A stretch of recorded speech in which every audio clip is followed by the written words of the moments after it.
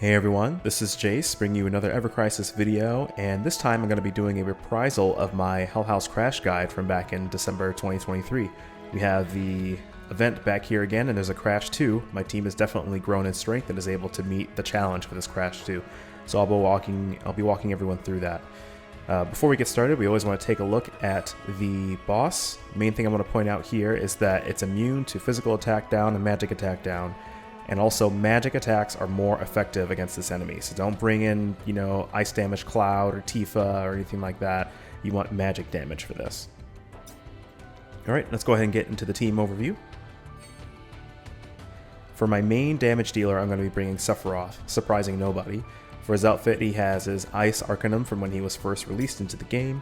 We have Edged Wings here at OB10. We have the prototype Crimson Blade at OB6 for the AoE fire damage. We have Diamond Dust here at level 10, and then we have a stat stick here for magic attack, bringing 8.1%. This Fyra here, with terrible stats, is going to be the main way that Sephiroth deals single target fire damage when he needs to. And then we have another stat stick here for magic attack. As for his sub-weapons, the reason that I have him geared with these sub-weapons is that he's going to be dealing both ice and fire damage, so I'm trying to give him magic ability potency that satisfies both elements. So we have Sun Umbrella here at Overboost 10 plus 2, we have the Power Soul here at Overboost 10, and then we have the Mithril Katana Type 0, or Mithril Type 0 Katana, whatever, it's at Overboost 10 plus 1. Here are Sephiroth's R abilities if you'd like to see them. You can already see that on Red 13, I'm gearing him up to basically boost the amount of damage that Sephiroth can deal. So he's got the Hellhound outfit with some boost HP and then Flame Frost Fangs for those who aren't familiar with it, ice and fire resistance, but also ice and fire damage. For his main hand weapon, we have Canyon Collar. That's going to let Red 13 lower the magic defense of all the enemies on the field. That's going to be useful for the bombs. And then we have Ivy Collar, which I know a lot of people are bringing for this event. It lowers the enemy's ice and fire resistance simultaneously. We have level 5 Hellfire here for his summon. For materia, we have a Fyra, of course. We have a Blizzara, and then we have just a stat stick here for magic attack. For his sub-weapons, we have Zack's Stream Guard, so it's a magic attack all weapon, and it's also going to give Red just a little bit of fire potency. We have Sephiroth's Protector's Blade, another magic attack all weapon. Again, we just want to boost Sephiroth's damage as much as possible.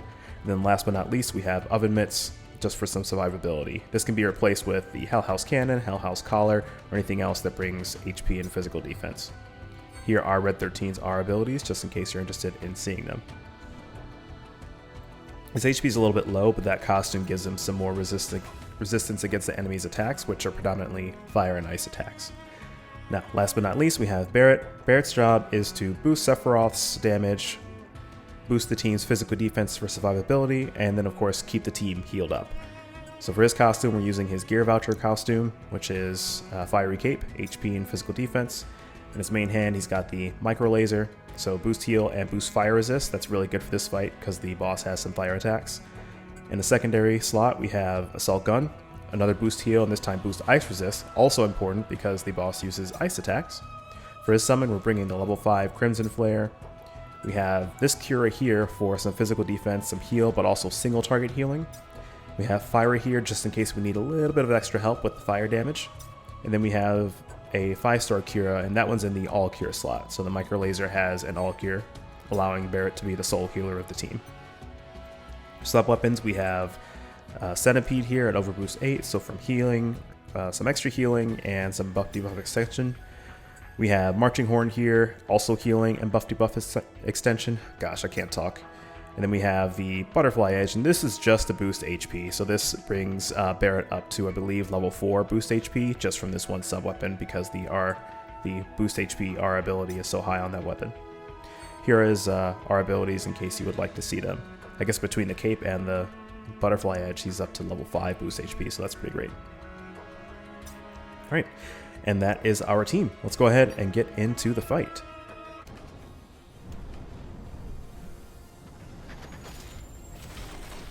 Okay, so we have a few goals here at the beginning of the fight. First thing we want to do is we want to lower the boss's ice resistance with Red 13.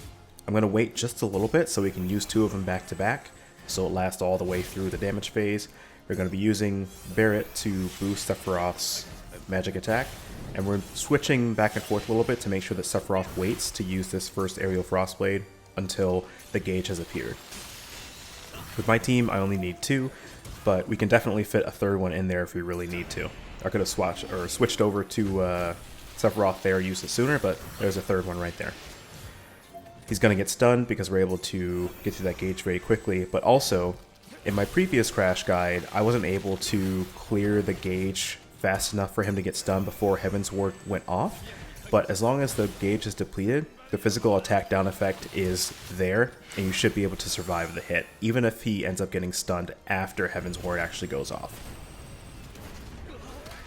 I raised our team's physical defense with Barret before the attack went off so that we were able to survive, and now with Barret, I'm just going to be healing up the team. The boss is going to use Toy Bomb against whichever party member has the highest magic attack. In my case, it's Sephiroth. I already had his magic attack boosted all the way up, so it's just back to neutral now. The boss's next phase is going to be the God House phase, where he takes basically no damage, and he summons bombs. The way that you deplete his gauge now is by making him summon more bombs. You make him summon more bombs by killing the bombs that are out there right now.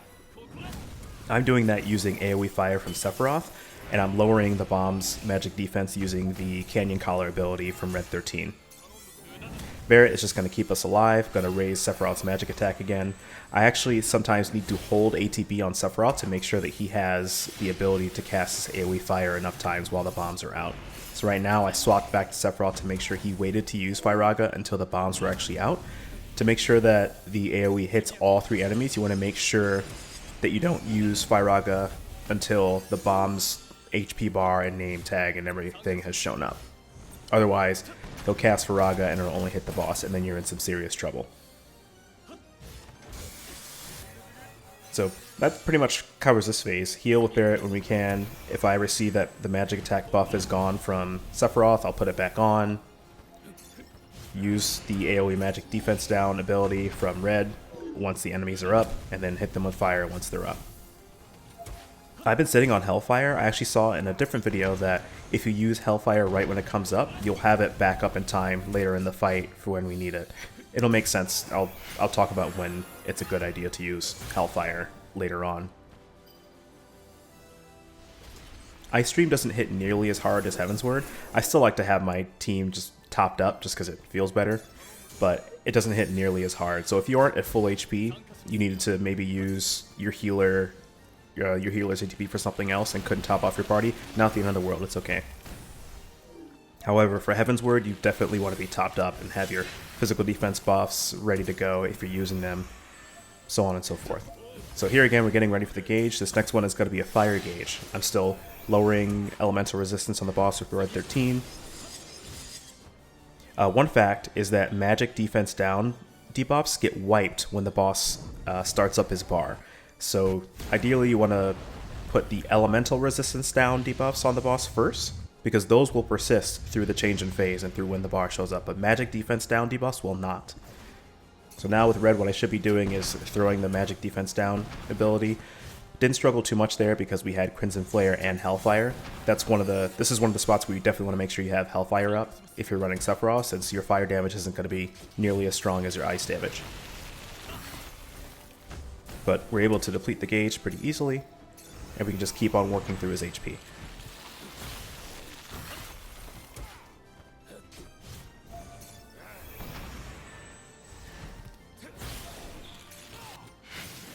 Again, we use Agitation to raise our team's physical defense just to make sure that we're able to survive the hit.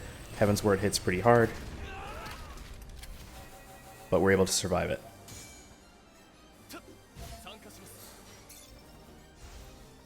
During this phase with your non-healer characters, just pump out some damage. I'm going to be lowering the boss's elemental resistance again with Red just to make sure that Sephiroth hits as hard as possible. For this phase, we're going to be relying on Diamond Dust to completely clear out the ads. I'm waiting until Greater Toy Bomb is just about to go off, and I cancel it with the Diamond Dust summon. Greater Toy Bomb reduces your magic attack for all of your party members instead of just one party member like Toy Bomb, but by using Diamond Dust there, we're able to make the boss cast that again. And we can reverse the magic attack down using Barret's Stalwart Faith ability. Alternatively, you can use Aonibi if you have that on Sephiroth. I actually did that, and your second character or damage or support character just needs to be able to use AoE fire abilities. Here with Chair Salvo, I'm actually swapping to defensive stance because Red 13 is almost dead, so switching to defensive stance is going to make sure that he survives. I'm going to heal him back up with Barret, but just be careful there. If your HP is a little bit low, you just need to keep an eye on your party members and swap to defensive stance as necessary to make sure that they survive. Now here, Jetstream, like I mentioned earlier, does not hit anywhere near as hard as Heaven's Ward. At this point in the fight, I actually forgot that because it's been a little while. So I'm rushing to kill this boss before this goes off because I don't know if I'm going to be able to heal up to full, but I ended up being okay. But even if I hadn't, like I said, Jetstream doesn't really hit that hard. But he is going to continue to pepper you with attacks throughout this phase, so just be ready for that if your party's HP gets particularly low. I see that I get Diamond Dust up as well, so I decide to just go ahead and finish off the fight with these two summons. However, if you are still in the fight after this, the last thing that he's going to do is summon 2 more bombs. You want to kill those, but then he's going to go into a countdown that you can't mitigate. So there's not going to be any bar that pops up that you can deplete to lower the damage, you're just going to die. So that's basically the boss is in range, and you want to kill him before then. And that's the fight. So hopefully you found the guide helpful. If you did, feel free to like and subscribe for future videos, and I'll catch you next time. See ya!